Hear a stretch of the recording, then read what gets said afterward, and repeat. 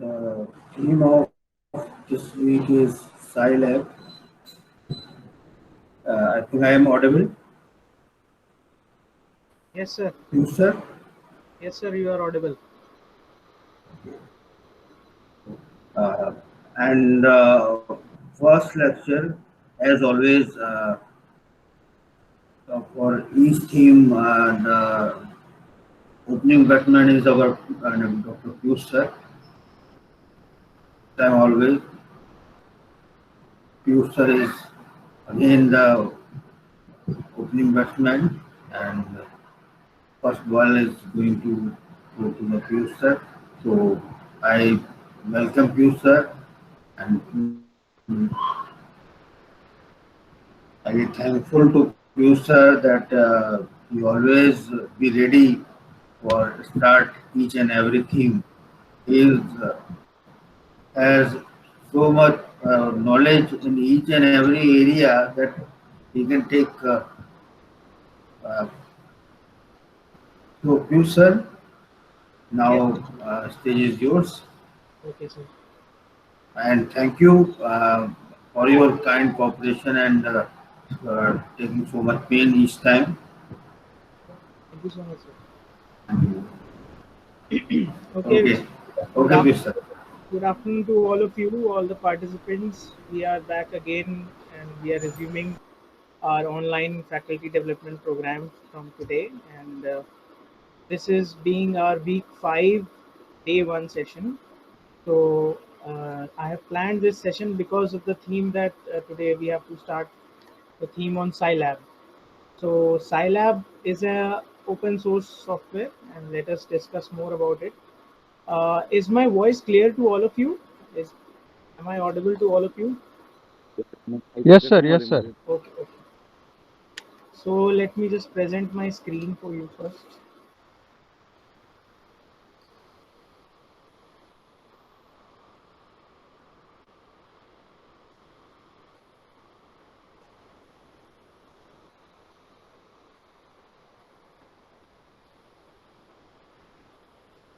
Okay.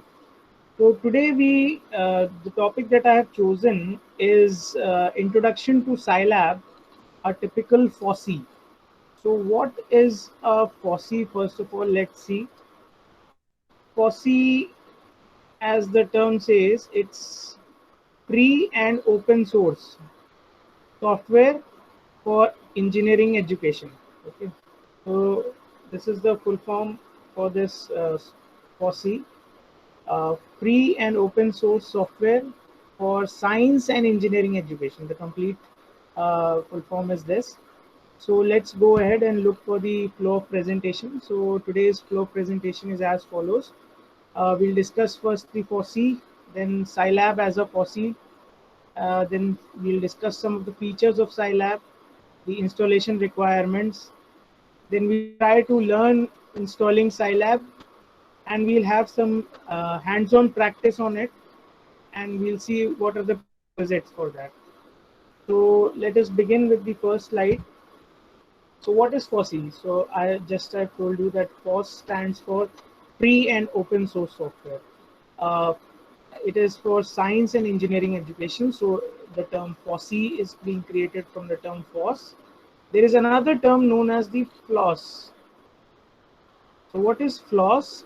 FLOSS is nothing but free oblique Libra. It is seen as Libre but pronounced as Libra, which also literally means free. So whenever you have open source tools like you must have used LibreOffice, Libre PowerPoint, and Libre Excel, Libre spreadsheets, whatever. So these are basically coming from the same field or the same family of software, as you can say, uh, free and open source. Libre, open source, Libra, open source, same as. So it is a software that can be classified as both free software, it is a free software, and an open source software. So what is the difference between a free software and open source software? So basically free software is something that you can use for free. Users can use it. But when we talk about an open source software, then in an open source, you can copy the source code, you can change the source code, and you can modify the source code according to your needs. So there are various versions of this Scilab available on the internet, and there are so many versions because every education institution is trying to build up some or the other application that is based on this Scilab. So they are changing the source code to add some of their header files, to add some of their functions, to some keywords, and they are using this software as their own software for the purpose. Okay. So anyone is freely licensed to use, copy, study, and change the software in any way. And the source code is openly shared to that people, uh, so that people are encouraged to voluntarily improve the design of the software. So people are continuously improving the software. They're trying to modify the source code, and they are uh, building new applications on this software. Okay. So there are many other softwares available like that. So, but we are learning a tool that is uh, unlike that is similar to the working of MATLAB. I hope you must be knowing about MATLAB. So, MATLAB is Matrix Laboratory. It is a software for performing uh, numerical computation, and similarly we have Scilab, which is an open source software. So MATLAB, we require license that costs the institution about lakhs of rupees for even a single license, and that is why we have chosen Scilab as an open source tool to work similarly in the same fashion as we do in MATLAB. So any code that is written in MATLAB can be converted into Scilab, and so we do not and we do not require any subscription or any uh, licensing required for Scilab. Okay, so it is again used for scientific and numerical computation, and Scilab consists of hundreds of general purpose and specialized functions that can be used in mathematical and numerical computation. Okay. So some of the features of Scilab are Boolean. You can do Boolean algebra, Boolean calculations, uh, and you can work with integers, complex numbers, floating point integers, elementary and mathematical functions that includes trigonometric functions as well. Comments, you can put comments, you can put continuous lines.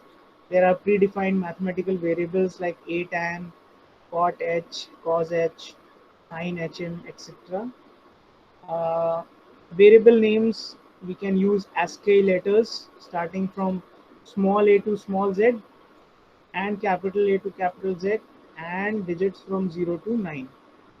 These are some of the features of Scilab, which is similar to what MATLAB has. Okay. So the procedure to install Scilab on Windows OS. Getting ready for Scilab installation. To follow the installation process, you need to be connected to the internet.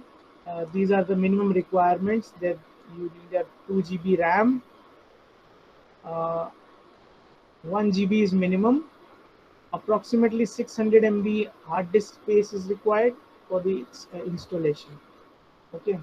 So you can, if you wish to install ever Scilab, you can go to this link, www.scilab.org, and you can go to the downloads menu and locate the software versions. Click on Scilab 6.1.0. This one is the latest version of Scilab available. Latest version of Scilab 6.1.0. So under the Windows Vista 7, 8, 10 menu, select 32-bit or 62 bits. So based on your processor, if it's a 32-bit processor, you can download the 32-bit installation software, or if you have a 64-bit processor, then you can go for the 64-bit installation software. So once the download finish, go to the folder where you have downloaded the file, double click on the .exe file you just downloaded, When the Scilab installation wizard opens, keep the default settings as it is and click on the next button. Do the same on each prompt to continue the installation. Finally, click on the finish button to complete the installation. So installation is very simple. When you will download this file, it will be around 154 or maybe something around that. Nearly less than 200 MB. Less than 200 MB software, and when it expands, it takes up to 600 MB space on your hard disk. So after the installation is complete, locate the Scilab 6.1.0 shortcut created on desktop and double click on it. This will open the Scilab console. So we will have some windows open with us. Uh, what we'll have in this hands-on practice, in this tutorial, we shall be learning the use of Scilab as a calculator, store values in a variable, perform various mathematical operations using these variables, create a file to store commands executed during the session in the current working directory. Okay. Define complex numbers, perform exponential and trigonometric operation on numbers. So all these things we'll be doing today. Uh, okay, so these are some prerequisites that are required for proceeding in this tutorial. Scilab should be installed. I am using Scilab 6.1.0 and Windows 10 OS for the demonstration purpose. So this is the flowchart that I have chosen for the today's session. We'll do some basic calculations, and these basic calculations we'll be doing with some diary command. I will show you what is a diary and what is the purpose of a diary. This is very important topic. And how to create variables on Scilab, and calculation with complex numbers, exponential functions, and pi. Pi, 3.14 plus pi, the mathematical operator constant. So mathematical operations using variables. So these are some things that we'll be doing today. So let us begin. We will be typing some of these commands. So let me just open my Scilab. So once you double click on the Scilab, are you able to see this window where I have opened the Scilab? Can anybody tell me if he or she can see it?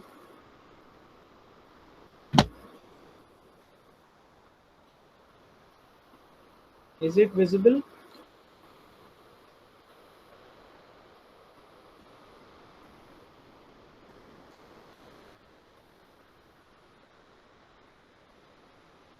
Okay, so let us see what we'll be doing. So once you open the Scilab, it will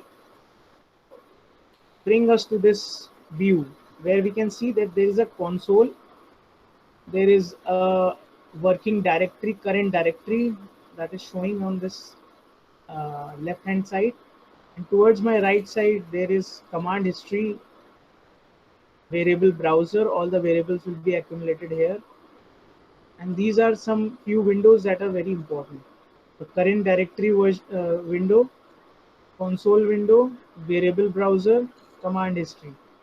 Okay, so we need to learn some of the basic commands. First of all, let us type very simple commands: 2 plus 2, and it is returning me 4.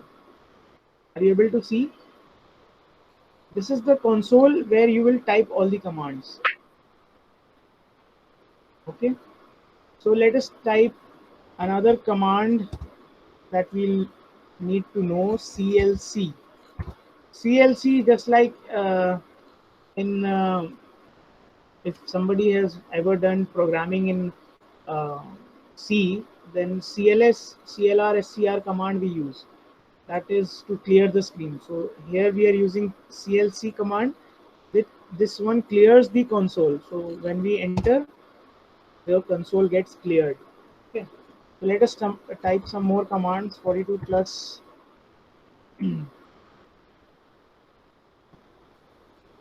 just a moment. 4 into 4.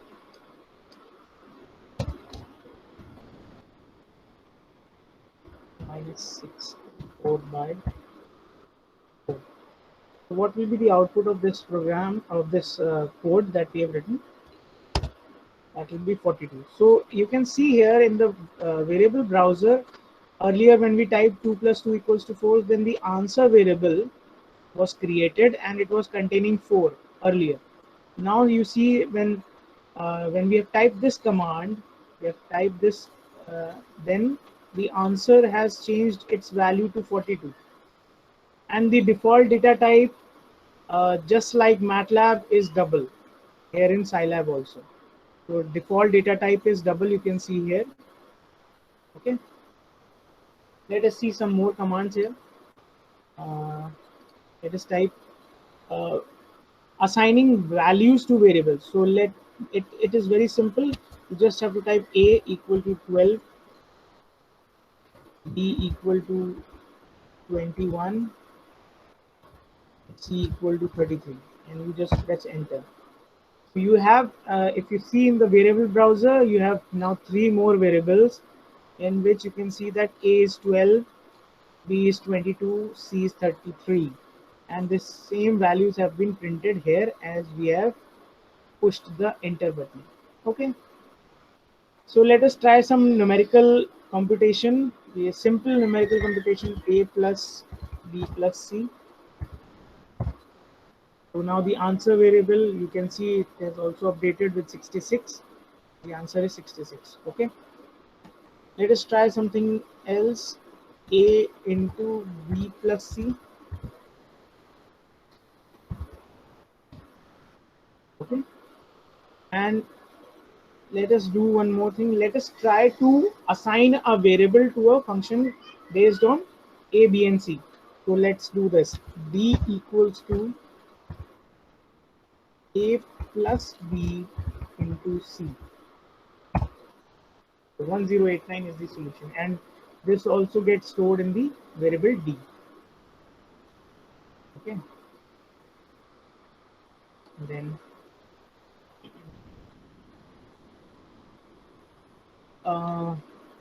let us do one more calculation here. Now we clear the screen here, and we let us see one more thing. If we wish to display all the values in the particular variable, so we just type A and it shows me the value of A. And if you want to see the values of all the variables, we just type A comma B comma C comma D, and it will give me the values of all the 4 variables. So A is 12, B is 21, C is 33, D is 1089. Okay, so let us just clear the console again. Now the next computation that we'll be doing is like calculating the powers. So let us calculate the power of 7 raised to the power 2. So this will give me 49. Okay, and if you have to calculate the square root of a particular number, then we have a command here for sqrt. And suppose 17 if we have to calculate, it will give me something around 4.12. Yes. So this is the way we calculate the square of a number and then the square root. So square is very simple. We use this symbol, caret symbol sometimes we call it, and this is available on the number 6. So you just have to type a number, say suppose 2 raised to the power, by clicking a shift key and the 6 key, we get this symbol, caret symbol, and we have to calculate 2 raised to the power 5. So it will give me 32. Okay, so let us see some more commands. Okay, let us clear the console here again. And now we are coming to another feature that we know that if we ever wish to find out with what is the current directory in which we are working, so we use this command pwd. Okay, pwd it can be considered as present working directory. Okay, so presently you are in which directory, this pwd will be able to tell you.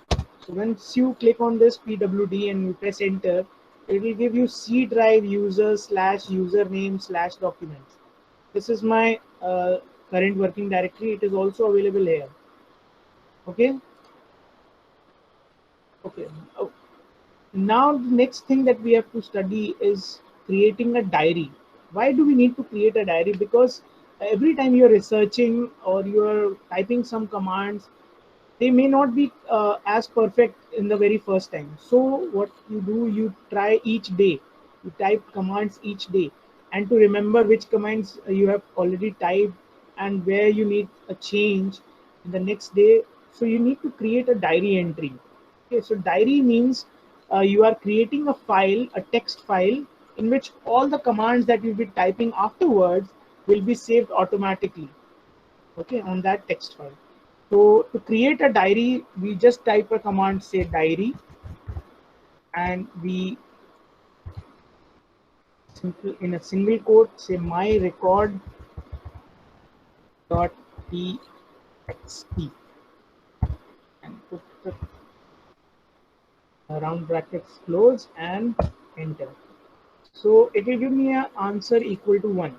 That means the diary has created a file, uh, myrecord.txt, in the folder document, so which you can also see here.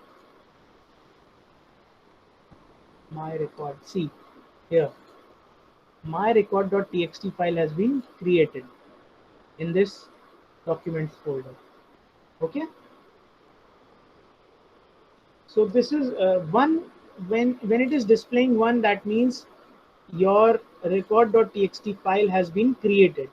Now whatever command you will type in this console here onwards, it will automatically get stored in the this record.txt diary file. Okay, so diary command, we again just recall, diary command can be used to create a file in which all the commands that you will type will be stored. Okay, and it will be as a text file available for you. Okay, so let us type some more commands here. Let us go for complex numbers. I've calculated some, yes. So let us see how we write complex numbers. 5.2 m percent. This symbol is percent symbol, and we call it m percent, and it is available on the number 5. So we press the shift key and the number 5. So we get this 5.2, and we write percent %i. That means it is a complex number, and when we press enter, syntax error. Wait, let me just check what happened. 5% I. Okay, it is not working like this on this. Now let me just type simply 5i.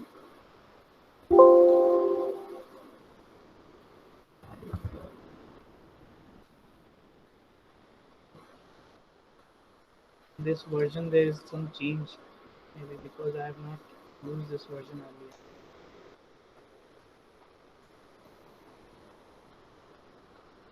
Complex number. So you can always take a help file. We are using a live help file just to see how we type a complex number.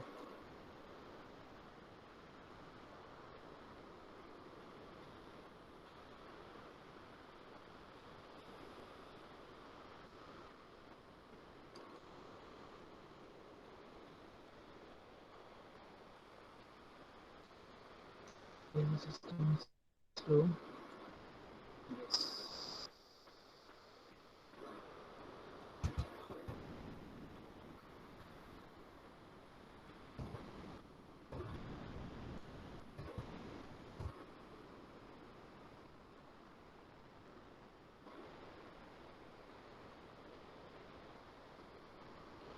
It was great.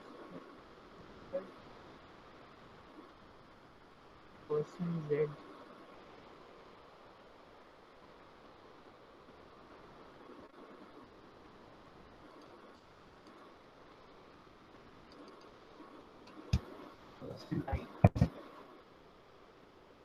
Maybe this version this is creating some problem. Okay, let me just type like this: 0 plus 5.2 sorry, 5.2% I. No.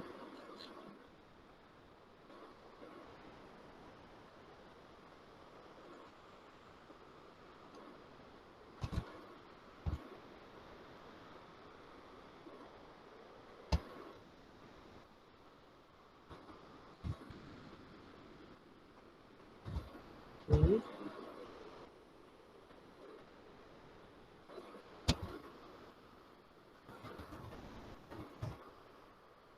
It is not working. So maybe there is some issue with this version of software, or maybe some error may have been occurred while installing. So it would have given us an output of this fashion. Uh, if we have typed this in the complex numbers, it would have given us 5.2 I complete. And I don't know what is wrong with this particular section.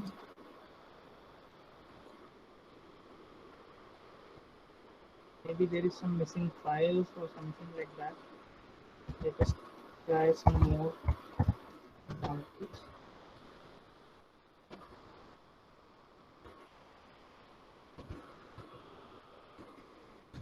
Okay. Let me just. Yes. Now, where is the problem? So, coming back to where we have left, 5.2, I missed the symbols asterisk there. So 5.2 asterisk m% I. Okay, so this will give me 5.2 I. Now you got it 0 plus 5.2 I. So I was making a mistake here. I thought I was writing correct. So let me just clear the console for you again and just write where we have gone wrong. So 5.2, we have missed the symbol asterisk and %I. So this is the right format for entering a complex number. So this is how you get 0 plus 5.2 I. Are you getting my point, all of you? So let us try another calculation here. We are multiplying 10 plus, let me see what was the number, 10 plus 5 into I. 10 plus 5 multiplication %I multiplying by the number star %2, sorry, 2 star %I. 2 star %I. So this will give me minus 10 plus 20i. So let us see how we have got this. So let me come back to this.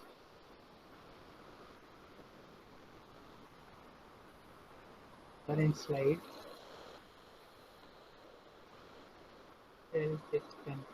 So what we have seen, we have this number 10 plus 5i, and we are multiplying it with another complex number 2i.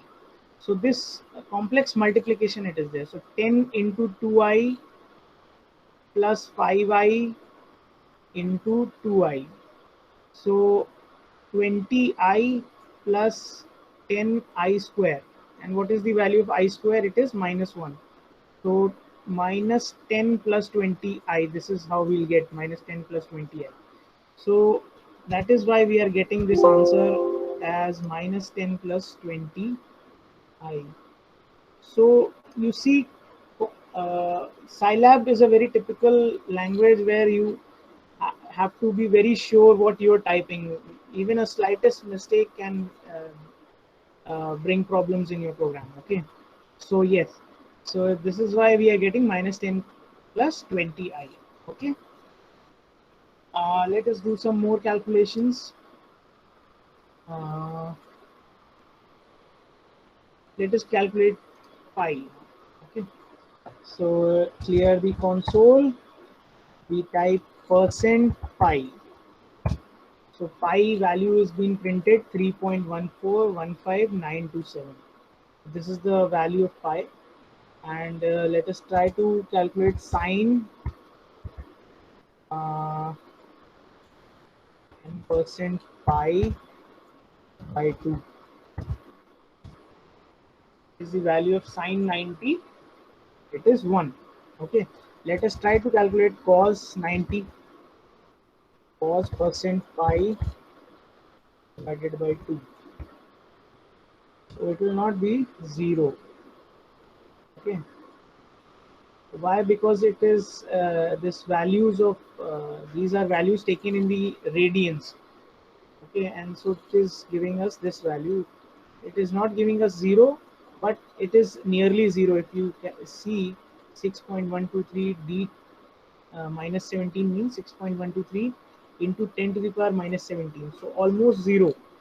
Okay, but since the values are in radians, so it is giving us some value. Okay, but for all practical purposes we are using 0 as the value. Let us find the next. Yes, what is the machine epsilon? So we calculate the value machine epsilon by percent EPS. Percent EPS is the value that is going to be calculated. Machine epsilon is basically, it is the minimum digit resolution that Scilab can give. So it is the minimum digit resolution that the Scilab can get. Okay, can give us.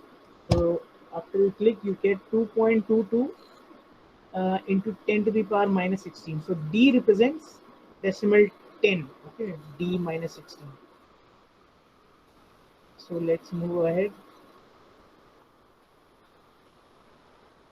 If you wish to write 0.00456, there are a few ways in which you can write.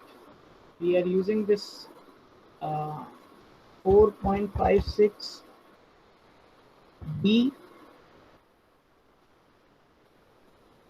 minus 4. This is also one way. Or you can write 4.56 E minus 4. Both the ways you can say that it is 10 raised to the power minus 4, and it is going to give you 0.000456. Let us see some more mathematical computation. So the base of natural logarithm. So we calculate the value of E. If you just write E, percent E. When you write percent in front of a particular front of a some letter, and it will give us the basically the inbuilt functions. So percent is always required when you're writing inbuilt function. Just like in when we were using pi, so we use percent pi. So the console identifies that pi is a function. It has some numerical value. It is a constant, and it is stored in somewhere in the uh, head in the files in the in the program files of this software. So it defines the percent will determine the inbuilt functions. So you write percent E and you press enter, you will find this value of E as 2.7182818. Okay, it is just like calculating exp. In bracket you write 1, you get the same value. Okay, suppose you want to find E raised to the power 2. Okay, sorry, percent E, I forgot, and this is to be remembered always. Percent E raised to the power 2. So you get 7.3890561. Okay, now you simply write exp. In brackets you write 2, it will give you same results, 7.3890561. So this is how we bring about numerical calculations. We can do a lot of things here. If we suppose if you want to calculate, see, suppose length is 20, breadth is 40, you want to find the area. So let us find area equal to L into B.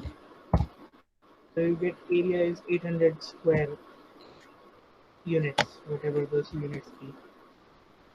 This is how we can bring about mathematical calculations. All sorts of calculations can be done, uh, and you will be given assignments based on these Scilab computation. This will be your first assignment, so make sure that you remember all these commands. So let us, just one moment. So after you have completed, suppose your day has been completed, whatever commands that you needed to type, you want to close your diary entry now, you want to close your file. So what you will do, you will type diary, and in brackets you will type 0, round brackets, and you press enter. Once you press enter, your diary entry will get closed. So whatever commands you have typed uh, in this diary, myrecord.txt, that will be available now. That will be stored, and now the diary entry is closed. So whatever now you will type, it will not be going into the directory, into the file. So you can always see this file by file. Control O is the shortcut for opening a file. You can open a file. You can go into the documents in the current directory, C drive. We choose all files here. When we choose all file, we find our file myrecord.txt. Just open it. So this is how where we were going wrong in the beginning, because we were not typing the commands correctly, and afterwards when we got correct commands, yes, from here onwards all these entries are saved in this text file. You can see all these commands there that we have used. So this is how you type. You open a diary, you open a command, you open a file using a command called diary, and you close the diary entry. See, last command is diary 0. So after this, the diary is closed. Now, if you type anything, it will not be stored in this myrecord.txt. Okay. So let us close it for a while, and let us do something else. Anything else? No. So let us get back to our presentation where we left. Okay, so from current slide.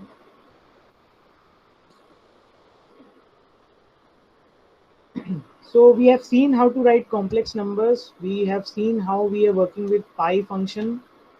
We can see by putting a %pi, we can use the pi function. Then sine pi by 2, we have calculated it as 1. Then cos pi by 2, it was something 6.2, 10 raised to the power minus 17, so nearly 0. Then machine epsilon, we have also checked %EPS, minimum digit resolution that Scilab can give. Then we have seen how we can write floating point numbers in different ways. We can directly use 0.00456, or we can use alternative methods like we put 4.56, d minus 4, or e minus 4. So these commands we have seen. Another important predefined numerical constant is %e, the base of natural logarithm. So this is also we have seen exponent 1, e raised to the power 2, exponent 2. Okay, logarithm function we haven't done. Log 10 1 e to the power minus 23. So if you type this log base 10 1 into 10 to the power minus 23, so what it will give me minus 23. So let us just try this one again on the machine, okay, on the Scilab. So let us type log 10 in brackets 1 into e minus 23.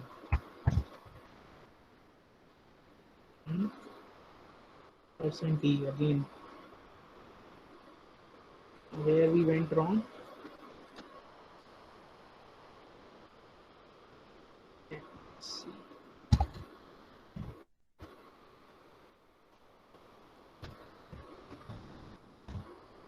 Okay, so we do not write into e.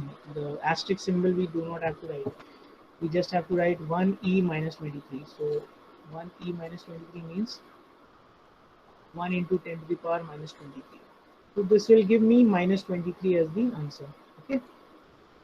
So let us come back again.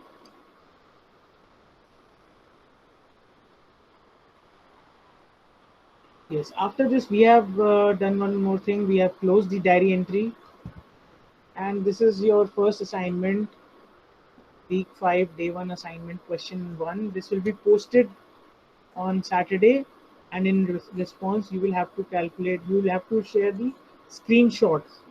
Once you have calculated this on Scilab, you have to share the screenshots of all these three. You have to calculate the value of phi, then psi, then 1 upon phi, and then 1 upon psi. So this will be your first question for Saturday, and you'll have to be ready with screenshots. Once you do it, you can share your screenshots in a PDF, and that PDF file you have to upload. Okay. So let us understand some key points that we need to remember. So while a program is being developed, one experiments a lot before arriving a suitable code. So therefore, there is a need of diary. Okay, so diary command helps to keep a track of all the transactions. So you can create different files. You can create different diary entries. Say if you are writing a code on Monday, you say Monday, 10th May 2021, and you can create .txt file and so on. You can close the diary entry for Monday and then for Tuesday and for so on.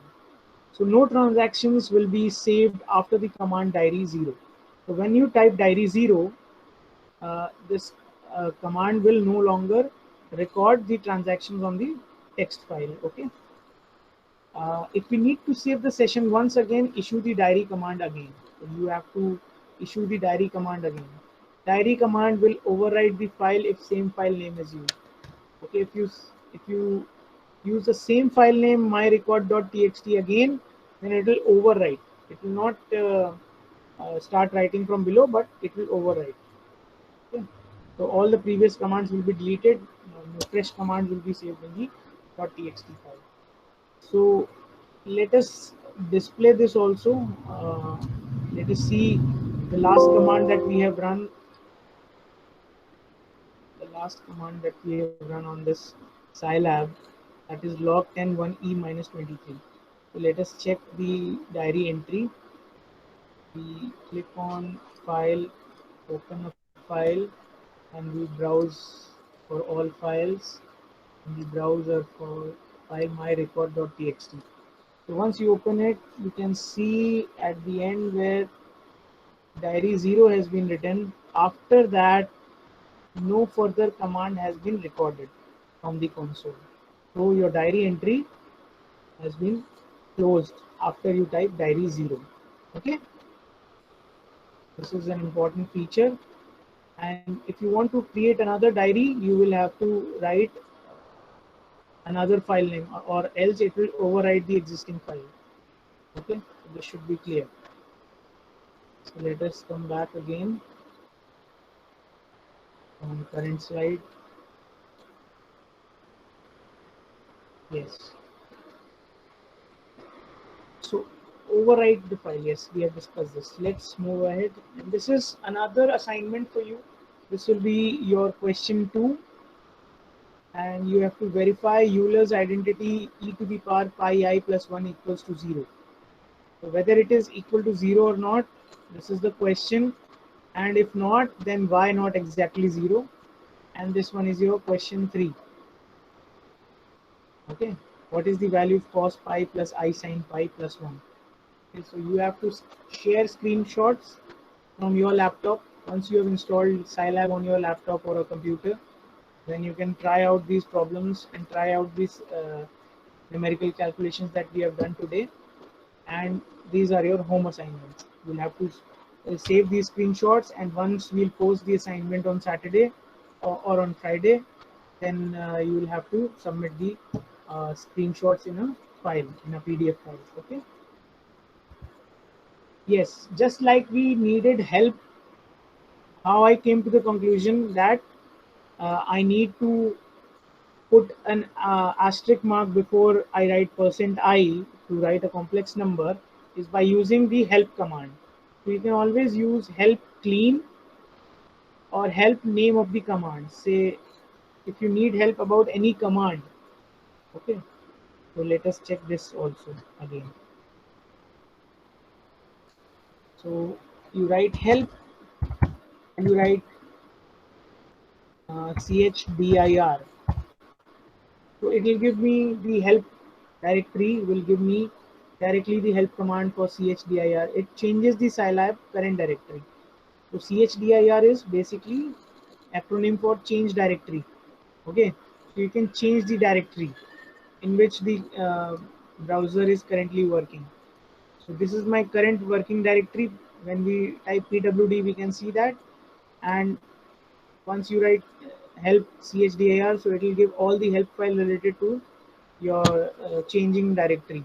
Okay, so let us see some more help file. Help %i. Okay, %i imaginary unit. So you got it. I was not seeing this asterisk while I was typing. When I saw the help file, I found where I was making the mistake. Okay, so this is how you reach the conclusion. You can take help from any. You can just, when you are typing a command or maybe an inbuilt function, maybe you need some help. Maybe it is giving some error. Then you can just type help and then the command name, and it will directly go to that particular section in the help file. Okay, and you can see the related examples. You can see how complex numbers can be created. Okay, and everything, every information is available on the help file. Okay, so this is how you use your help command. It gives the detailed help about a particular command. Okay? Up and down arrow keys to navigate through the past commands. Up arrow key after typing a letter E on command prompt, navigate through the command starting with E. So let us check this also.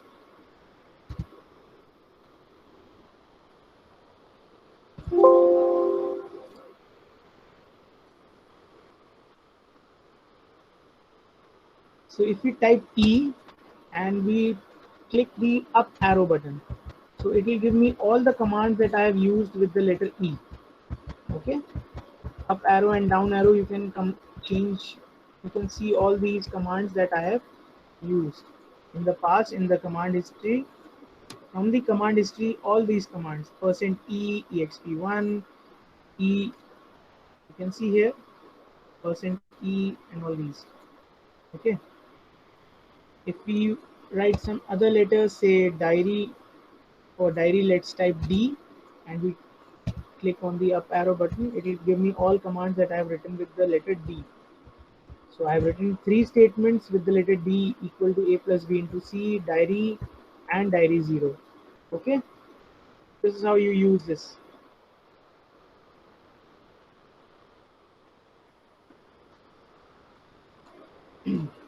Tab key to autocomplete. So if you need to autocomplete your commands that you need to type, any function name, variable name, you just have to click the tab key. You just type some few letters that you remember, say suppose HE, and if you press the tab, it will give you some suggestions like help or something command, or maybe some function name, maybe some variable name.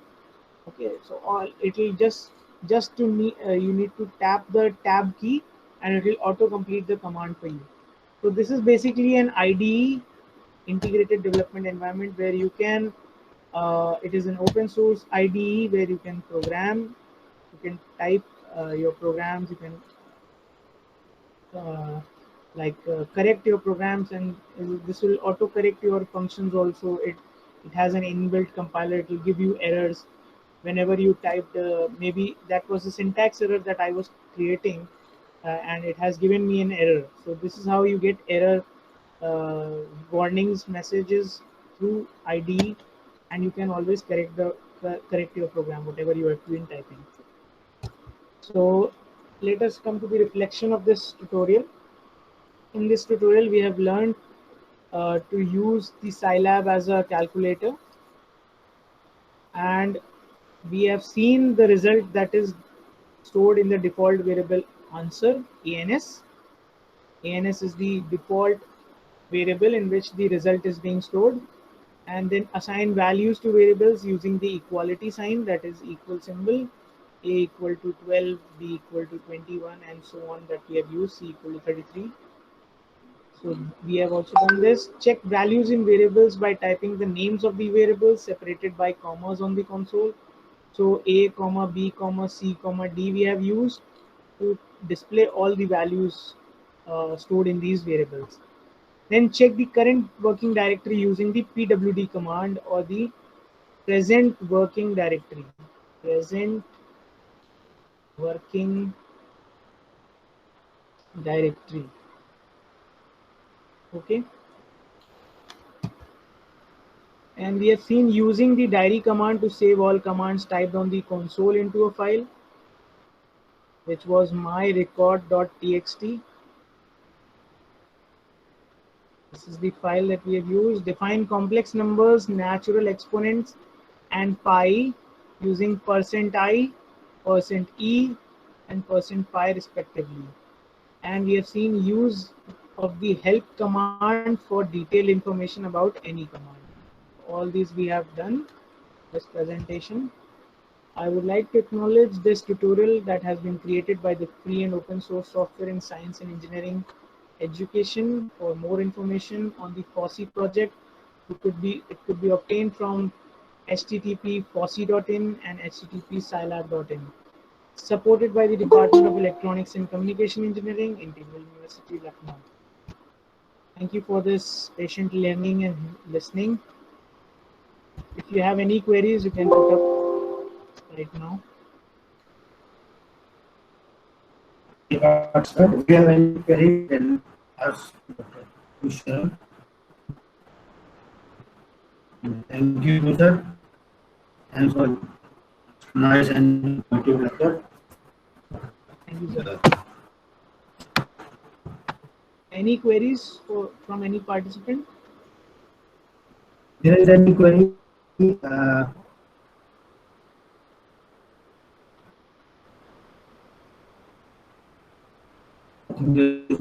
Query and everything is clear. Okay. Thank you, sir. Thanks, sir. Thanks to the participant for listening. Hopefully, we'll meet tomorrow by 11 a.m. Thank you. Thanks a lot.